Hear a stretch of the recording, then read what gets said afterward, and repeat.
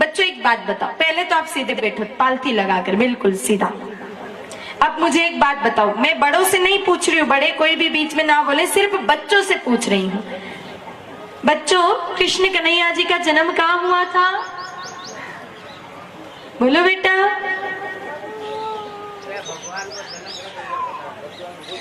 कहाँ हुआ था भगवान का जन्म? इधर वाले बच्चे बताओ, कहाँ हुआ था?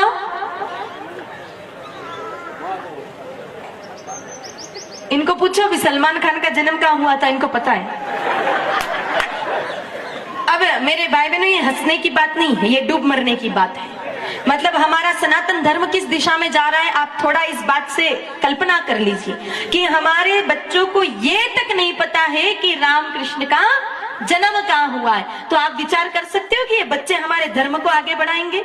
इनको सामान्य बातें नहीं पता है, और इसमें गलती इनकी 1% भी नहीं है, ये भी ध्यान से सुन लेना। क्योंकि आजकल पढ़ाई में तो रामकृष्ण का नाम लेना जैसे कोई आतंकवादी हमला कर दिया, इतना मेरे भाई बहनों पाप है। तो पढ़ाई में तो इनको कोई बताएगा नहीं कि रामकृष्ण का जन्म कहाँ हुआ, फिर कौन बताएगा? पहले बच्चों को पता होता क्योंकि दादा दादी कहानियों के माध्यम से बच्चों को बता देते थे, पर आज कहाँ किसको फुर्सत है। दादाओं को तो दिन भर चबूतरे पर बैठ करके इधर उधर की पंचायती राजनीति की बातें करने से फुर्सत नहीं, या फिर चौराहे पर बैठ करके ताश पीटने से फुर्सत नहीं, और दादियों को इधर उधर सास बहू की थारी मारी करने से फुर्सत नहीं। तो फिर इन बच्चों को कौन बताएगा कि रामकृष्ण का जन्म कहाँ हुआ है? मेरे भाई बहनों, ये बहुत ही शर्म की बात है कि हम हिंदू बच्चों को नहीं पता कि रामकृष्ण की कहाँ जन्म हुआ, ये जबकि धर्म की सामान्य बातें हैं। आप देखना, मुस्लिम संप्रदाय के इतने बच्चे होते हैं ना, वो सुबह सुबह टोपी लगाकर हाथ में अपने धर्म की धार्मिक पुस्तकें लेकर के तालीम लेने जाते हैं, उन धर्म की शिक्षा ग्रहण करने जाते हैं। क्यों? क्योंकि उनके माँ बाप ने उनको सिखाया है कि धर्म पहले है और बाकी सारी बात बाद में है। लेकिन हमें इससे कोई मतलब नहीं, हमारा धर्म जाए भाड़ में।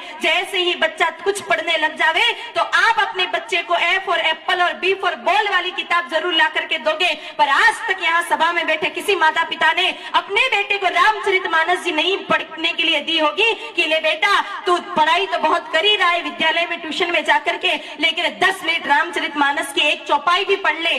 कभी आप लोगों ने अपने बच्चों को गीता जी ले जाकर के नहीं दी कि ले बेटा एक श्लोक तू गीता जी का भी पढ़ ले। अरे पढ़ लिख करके धर्म की शिक्षा तो आपने दी नहीं, तो फिर ऐसा बेटा क्या करेगा? पढ़ाई लिखाई करके संस्कार तो आए नहीं, क्योंकि आजकल की पढ़ाई में संस्कार आएंगे ये तो कल्पना भी मत करना।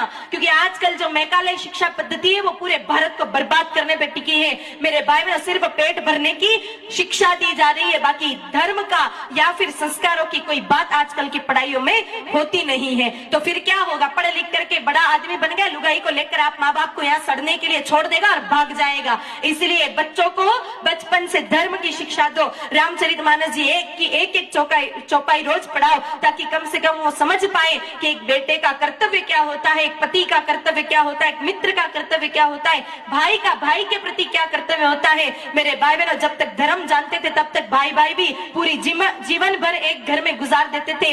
आजकल पत्नी आवे 8वें दिन दोनों को अलग अलग करना पड़ता है, नहीं तो मेरे भाई बहन 90 दिन कोर्ट में दिखेंगे, दोनों एक दूसरे पर केस दायर करते। क्यों? क्योंकि हमने धर्म की 1% भी शिक्षा अपने बच्चों को नहीं दी। संभले जाओ, इस तरह से तो धर्म पूरा मेरे भाई बहन तार तार हो जाएगा। अपने बच्चों को कुछ न कुछ शिक्षा धार्मिक भी दिया करो, ताकि ये बच्चे संस्कारी बन सके। So I hope that helped and hope to see you guys next time. Bye bye.